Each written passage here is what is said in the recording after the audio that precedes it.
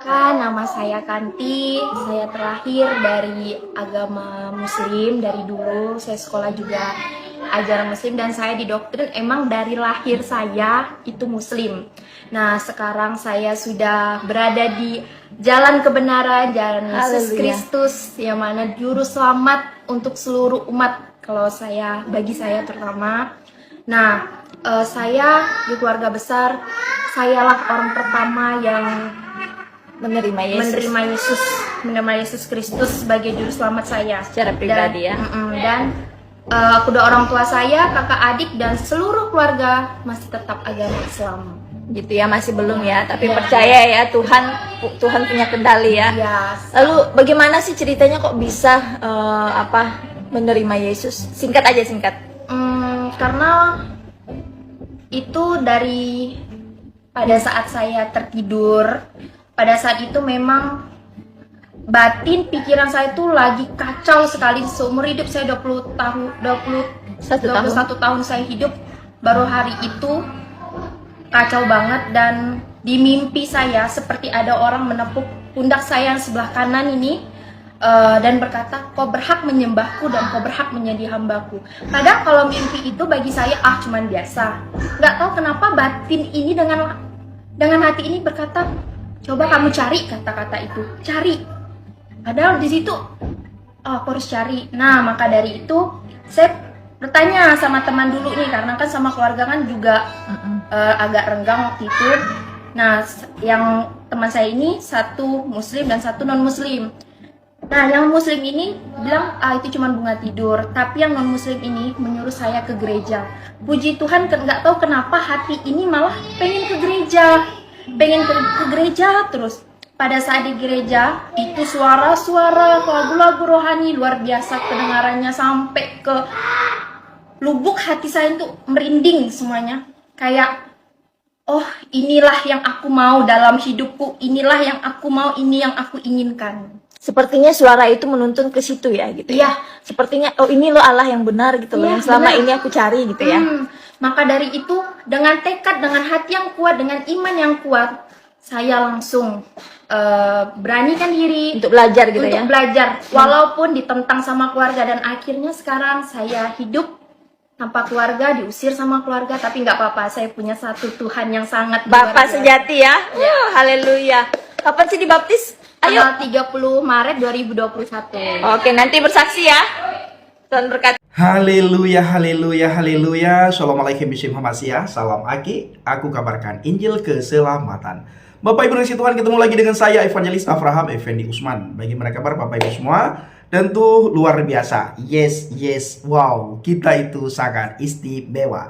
Nah saudaraku, saya berharap kita semua selalu sukacita. Ya, tidak ada hal yang membuat kita khawatir, tidak ada hal yang membuat kita gelisah, tidak ada hal yang membuat kita takut. Makanya kita harus selalu memposisikan diri kita berada di dalam pondasi iman yang benar, dan kita selalu berpegang pada firman Tuhan.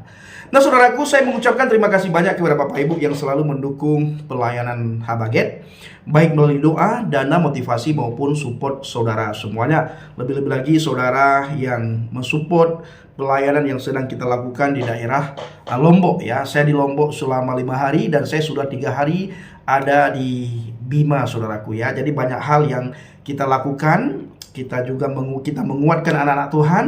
Kita mengajarkan seminar-seminar yang mudah dipahami, mudah dimengerti, dan juga mudah dia bertanya jawab dengan para guru palsu, dengan para nabi palsu, dan para pengajar palsu. Ingat Bapak Ibu, orang-orang di luar sana sekarang mereka belajar tentang kristologi ya. Dia belajar kristologi untuk menghina iman kekristenan, untuk mencari celah mana yang bisa dia pakai, ayat-ayat yang bisa dipakai untuk menjatuhkan Kristen. Terutama sekali mereka mencari orang-orang awam. Nah, oleh karena itu kita harus bersatu hati, kita harus semangat memberitakan Injil, kita harus semangat menguatkan anak Tuhan, kita harus semangat di dalam Tuhan, dan kita harus baca Alkitab, kita harus renungkan Alkitab.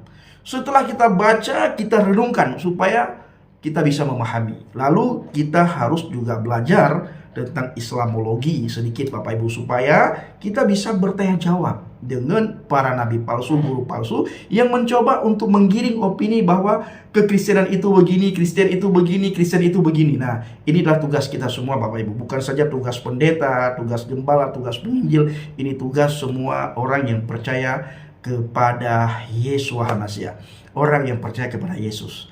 Nah, saudaraku, saya masih 2 hari lagi ada di Bima, dan selanjutnya nanti saya pulang balik ke Tangerang, daerah Citra Raya, dan saya istirahat mungkin selama seminggu atau lebih. Habis itu saya lanjut pelayanan ke daerah Lampung, Bandar Lampung, dan ke daerah Palembang. Nah, Bapak Ibu dukung dalam doa, bahwa dalam doa Safwan agar melalui pelayanan kita banyak orang dikuatkan, dan banyak orang yang sudah undur dari hadapan Tuhan, mereka bisa kembali kepada Tuhan, dan banyak orang mendapatkan kabar sukacita, banyak orang mendapatkan kabar baik, banyak orang bisa tahu man huwa Yeshua, siapa itu Yesus Kristus. Karena hari-hari ini, mulai dari dulu sampai tahun 2025 ini, orang menyangkal tentang kematian, kebangkitan, dan kedatangan Yesus yang kedua kali. Ini disangkal oleh orang-orang.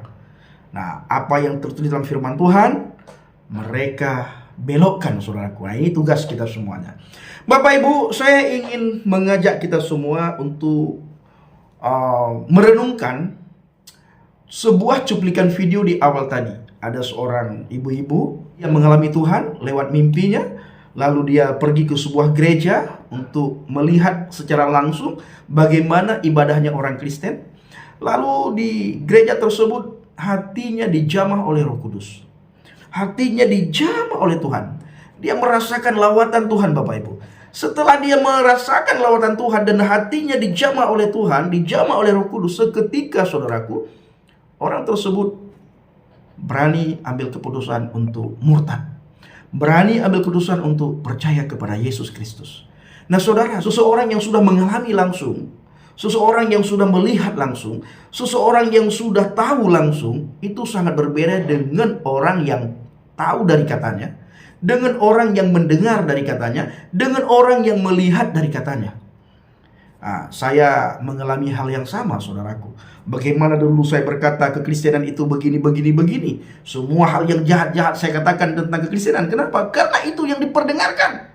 Tetapi begitu saya lihat langsung, saya datang langsung, saya alami langsung, ternyata sangat berbeda dengan apa yang diperdengarkan. Nah, oleh karena itu, saudara, ini adalah zaman media sosial, zaman di mana kita harus bersaksi. Supaya orang di luar sana punya pikiran yang terbuka tentang kekristenan. Karena selama ini kita ini didoktrin bahwa Kristen begono, dalam gereja itu sembah patung, sujud kepada patung, beribadah kepada patung, jingkrak-jingkrak dalam gereja, segala macam melakukan hal-hal yang tidak wajar dalam gereja. Ini diperdengarkan oleh orang-orang tertentu. Kalau kita tidak bersuara, maka apa yang mereka perdengarkan dianggap satu kebenaran. Dan puji Tuhan, saudaraku, saya selalu melawan hal-hal seperti itu. Dan puji Tuhan, banyak sekali orang yang terbuka pikirannya, terbuka hatinya tentang kekristenan. Yang dulunya orang berpikir Kristen begini, begini, begini. Dengan adanya kita bersaksi, orang jadi tahu, ternyata Kristen tidak seperti yang mereka dengar, dan tidak seperti yang mereka perdengarkan. Dengan cara kita bersaksi. Makanya Bapak Ibu, saya setiap saat dihina, saya setiap saat dicaci maki, tetapi saya tidak undur selangkah pun. Saya tetap bersaksi, saya tambah semangat. Semakin dicaci maki, semakin dihina, semakin diancam, saya semakin semangat memberitakan Injil. Saya semakin semangat mengajak orang untuk berpikir dengan akal yang sehat, berpikir dengan kritis. Dan puji Tuhan, sebagaimana saya katakan, hari-hari ini banyak sekali orang yang terbuka pikirannya tentang kekristenan. Bapak Ibu, kita melihat ibu tadi, ketika hatinya dijamah oleh Tuhan, dia berani ambil keputusan untuk murtad. Dia berani ambil keputusan dan berani mengatakan bahwa Yesus Kristus itu Tuhan dan Juru Selamat. Itu kenapa? Karena Roh Kudus sendiri yang menjamah hatinya. Roh Kudus sendiri yang melawat dia. Jadi bukan karena usaha manusia. Kalau dengan usaha manusia, Bapak Ibu, jarang. Ya, dengan usaha manusia orang tidak akan bisa bertobat. Tetapi ketika Roh Kudus bekerja, orang tersebut mau membukakan sedikit ruang hatinya, pendengarannya, Roh Kudus masuk dalam hatinya, dia mengalami Tuhan, dan dia percaya bahwa Yesus itu Tuhan dan Juru Selamat. Itu kesaksian yang dialami oleh perempuan tadi, oleh ibu-ibu tadi, saudaraku. Dan kita melihat bagaimana setelah dia mengalami Tuhan, setelah dia percaya kepada Yesus, dia diusir. Dia tidak dianggap oleh keluarga, dicoret dari kakak. Dan ini semuanya dialami oleh semua para murtadin. Tetapi Alkitab berkata, siapa yang bertahan sampai akhir, orang itu mendapatkan mahkota kehidupan. Kita tetap menunjukkan buah pertobatan kita, sehingga tergenapi apa yang tertulis Alkitab. Dalam Kisah Para Rasul berkata, satu orang diselamatkan, seluruh isi rumahmu diselamatkan. Ketika dalam satu rumah itu ada satu orang yang percaya kepada Yesus, dan orang yang percaya kepada Yesus ini benar-benar dia percaya, dia mengalami perubahan, ada perubahan budi di situ. Maka orang-orang melihat perubahan itu, dan seisi rumahnya akan bertanya-tanya, dan seisi rumahnya akan berkata, sejak dia percaya kepada Yesus, hidupnya itu diubahkan, budinya itu benar-benar berubah. Pikirannya berubah, cara pikirnya berubah, tutur katanya berubah. Yang dulunya tidak bisa mengasihi, sekarang bisa mengasihi. Dulunya tidak bisa mengampuni, sekarang mengampuni. Dulunya mencaci maki, sekarang dia dicaci maki, tapi sabar ketika menerima cacian makian. Sabar ketika menerima hinaan. Sabar ketika menerima tekanan. Sabar ketika menerima ancaman. Dan sabar ketika dia dicoret dari kakak, diusir oleh keluarga. Maka keluarga nantinya akan melihat perubahan itu. Dan keluarga Bapak Ibu akan melihat kemuliaan Tuhan di dalam diri si petobat tersebut. Saya alami, saudaraku. Ya, puji Tuhan, teman-teman saya sekarang sudah banyak menerima saya. Terutama sekali orang yang satu kampung dengan saya. Mereka sudah menerima saya. Kami sering komunikasi lewat WA, Bapak Ibu. Sangat luar biasa. Saya menjadi saksi bagi teman-teman. Saya menjadi saksi bagi orang banyak bagaimana kekristenan itu. Jadi saudaraku, saya teringat di dalam 1 Korintus 12 ayat yang ketiga. Karena itu aku meyakinkan kamu bahwa tidak ada seorang pun yang berkata-kata oleh Roh Elohim dapat berkata, terkutuklah Yesus. Dan tidak ada seorang pun yang dapat mengaku Yesus adalah Tuhan selain oleh Roh Kudus. Jadi saudara, orang yang mengutuk Yesus itu orang yang tidak punya Roh Kudus dalam hatinya. Orang yang tidak mengenal Roh Kudus. Makanya dia mengutuk Yesus. Dia mengatakan Yesus bukan Tuhan, Yesus bukan Juru Selamat. Semua hal tentang Yesus dia cari kelemahannya, sekalipun tidak didapat, dia paksakan bahwa Yesus bukan Tuhan, Yesus bugono, Yesus begini, Yesus bla bla bla bla. Makanya banyak daripada pihak polemikus berkata Yesus menikah dengan anak kecil, Yesus poligami, Yesus punya anak. Saudaraku, saya tidak tahu dari kitab mana dia ambil Yesus menikah dengan anak kecil. Saya tidak tahu dari kitab mana dia ambil Yesus Kristus poligami. Saya tidak tahu dari kitab mana dia ambil Yesus Kristus itu hidup dalam dosa. Tidak tahu. Ya. Tetapi orang-orang yang tidak ada Roh Kudus dalam hatinya mengutuk Yesus luar biasa. Membanding-bandingkan Yesus dengan ininya, dengan itunya, dengan ininya, dengan itunya. Bapak Ibu, Yesus tidak bisa dibanding. Dalam 1 Korintus 12 ayat yang ketiga. Karena itu aku meyakinkan kamu bahwa tidak ada seorang pun yang berkata-kata oleh Roh Elohim dapat berkata, terkutuklah Yesus. Dan tidak ada seorang pun yang dapat mengaku Yesus adalah Tuhan selain oleh Roh Kudus. Jadi saudara, hanya orang yang tidak ada Roh Kudus dalam hatinya yang mengutuk Yesus. Hanya orang yang tidak ada Roh Kudus dalam hatinya yang mengutuk Yesus. Hanya orang yang tidak ada Roh Kudus dalam hatinya yang mengatakan Yesus menikah dengan anak kecil. Hanya orang yang tidak ada Roh Kudus dalam hatinya yang dapat berkata bahwa Yesus pendusta. Hanya orang yang tidak ada Roh Kudus dalam hatinya yang mengatakan bahwa Yesus tidak mati di atas kayu salib.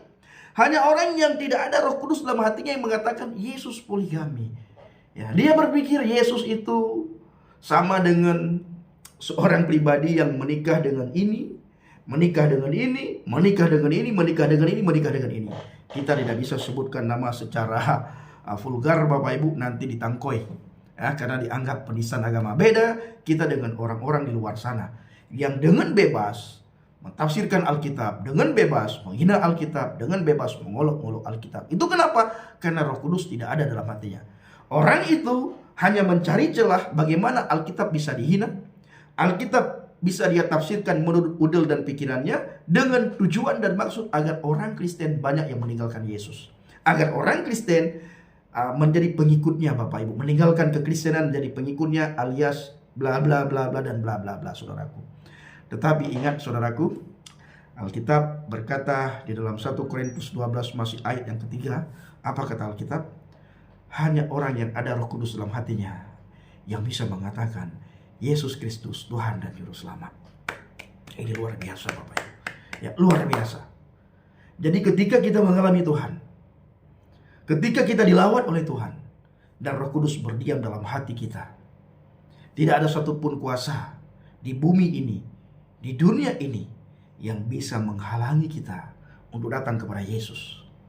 Kita lihat tadi seorang ibu ketika dilawat oleh Tuhan, ketika dijamah oleh Roh Kudus, sampai dia dicoret dari kakak, diusir oleh keluarganya, tetap dia bertahan, tetap dia mengatakan Yesus Kristus Tuhan dan Juru Selamat. Ini Bapak Ibu. Jadi keselamatan itu karya Roh Kudus. Nah, sekalipun keselamatan itu karya Roh Kudus, kita tidak boleh tinggal diam. Karena firman Tuhan berkata, bagaimana cara dia mendengar kalau kita tidak memperdengarkan? Jadi ada orang yang memperdengarkan, ada orang yang melayani, ada orang yang pergi untuk memberitakan Injil, dan ada orang yang support, yang pergi memberitakan Injil. Ada yang mensupport dengan dana, yang mensupport dengan doa, ada yang memberikan nasihat. Saya Bapak Ibu sangat mengucapkan terima kasih kepada teman-teman semuanya, kepada Bapak Ibu semua yang selalu mensupport saya. Bukan saja dengan doa dan dana, tetapi saudara tidak segan-segan, tidak sungkan-sungkan memberikan nasihat kepada saya. Tidak sungkan-sungkan saudara, saya melihat di beberapa komentar, sekalipun saya tidak sempat membalas, saya membaca komentar saudara semuanya, bahwa saudara selalu memberikan nasihat kepada saya. Ketika saya salah dalam berbicara, saudara, saya banyak melihat ya, saudara menegur saya dengan lemah lembut. Bapak Ibu, ada beberapa komentar saya melihat, Bang Pendi, ini bukan begini maksudnya, tapi ini membuat saya berpikir saudaraku. Saudara tidak mau saya terjerumus. Saudara tidak mau saya salah mentafsirkan. Nah, ini adalah fungsi anak-anak Tuhan, bahwa kita adalah satu tubuh Kristus.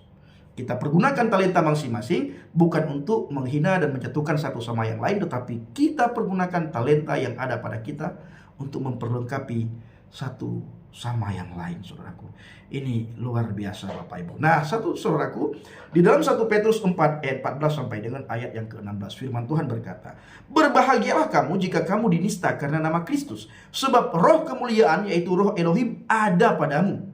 Janganlah ada di antara kamu yang harus menderita sebagai apa? Sebagai pembunuh, pencuri, penjahat, atau pengacau. Tetapi jika ia menderita sebagai orang Kristen, maka janganlah ia malu, melainkan hendaklah ia memuliakan Elohim dalam nama Kristus. Saya, kalau Bapak Ibu lihat di TikTok, setiap saya live, teman-teman dari Aceh itu masuk. Orang yang tidak saya kenal dan orang yang tidak mengenal saya secara pribadi. Mereka menghina, mereka mencaci maki, mereka mengolok-olok. Semua kata-kata jahat diucapkan. Dan mereka sambil tertawa. Bahkan ada beberapa pemuka agama dari sana, tengku dari sana berkata, apa Bapak Ibu? Saya menghina kamu dapat pahala, katanya. Ini ajaran macam apa? Tetapi itulah ajarannya, saudaraku.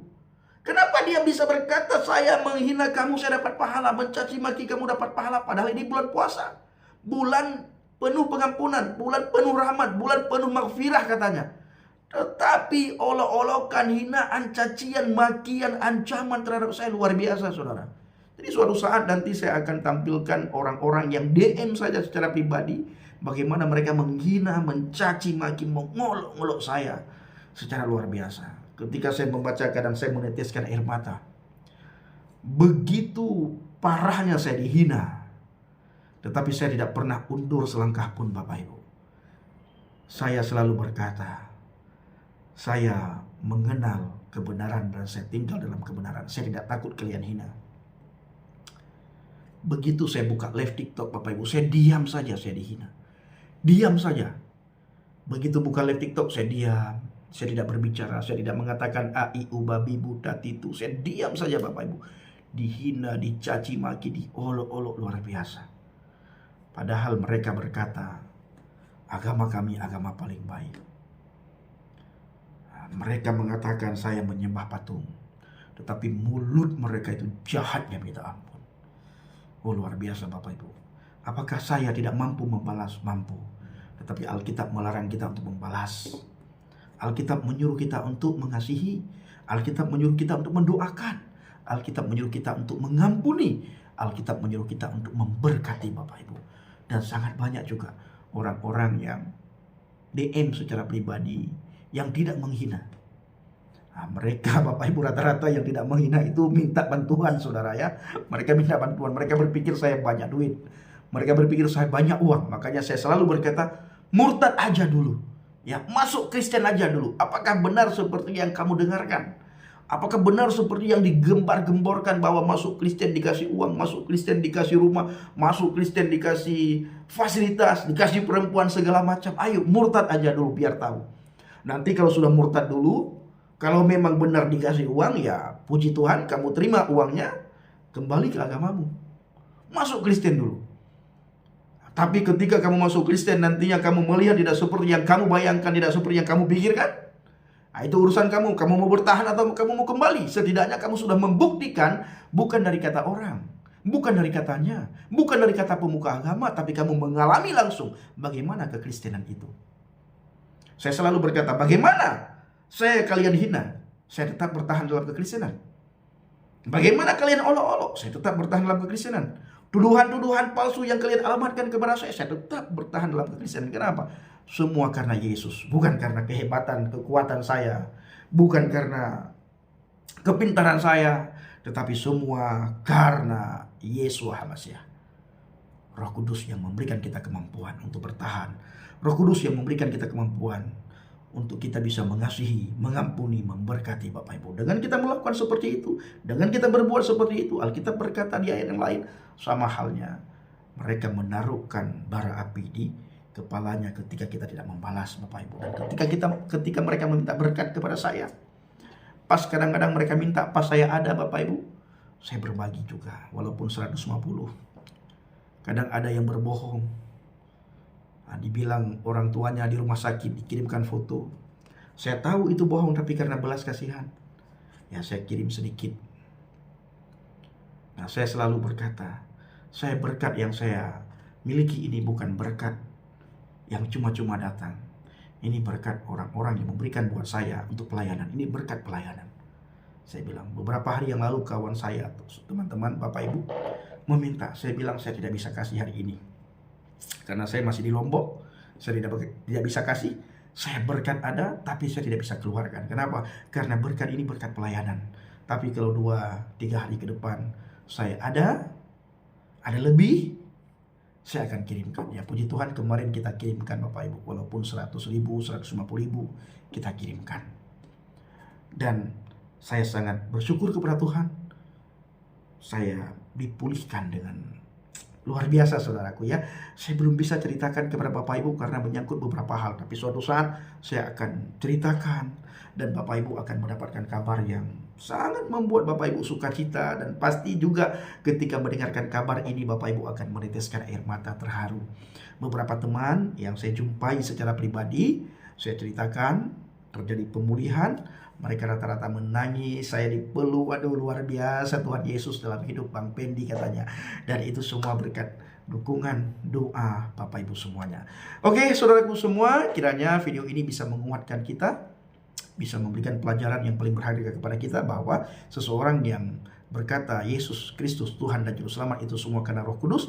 Dan apabila kita melihat orang mengutuk Yesus, orang itu tidak ada Roh Kudus dalam hatinya. Karena hanya orang yang tidak ada Roh Kudus dalam hatinya yang bisa mengutuk Yesus, yang bisa mengatakan Yesus tidak mati di salib, yang bisa mengatakan Yesus diserupakan, yang bisa mengatakan Yesus tidak bangkit, yang mengatakan Yesus datang yang kedua kali untuk membunuh babi, bla bla dan sebagainya. Itu orang-orang yang tidak ada Roh Kudus dalam hatinya. Tetapi kita yang benar-benar ada Roh Kudus, kita benar-benar percaya kepada Yesus, kita mengatakan, kita sadar sesuai dengan apa kata firman Tuhan, Yesus Kristus Tuhan dan Juru Selamat. Bagaimana kelahirannya, bagaimana kematiannya, dan bagaimana kebangkitannya, dan bagaimana kedatangannya yang kedua kali. Haleluya, luar biasa. Jadi saya ucapkan terima kasih kepada saudara yang mendoakan, yang mensupport, yang memberikan nasihat kepada saya, yang memberikan dana kepada saya untuk pelayanan penginjilan. Saya ucapkan terima kasih. Sehat selalu, sukacita selalu di dalam Tuhan, dan sukses dalam segala hal. Saya ada 2 hari lagi di Bima, saudaraku. Terus dukung dalam doa dan bawa dalam doa syafaat Bapak Ibu semuanya. Terima kasih. Assalamualaikum Bishop Hamasiah. Salam Agi. Aku kabarkan Injil keselamatan. Bapak Yahweh Bishop Adonai Yesua Hamasiah Waruah Kudus memberkati kita semua. Haleluya. Amin. Salam bertadi. Terima kasih.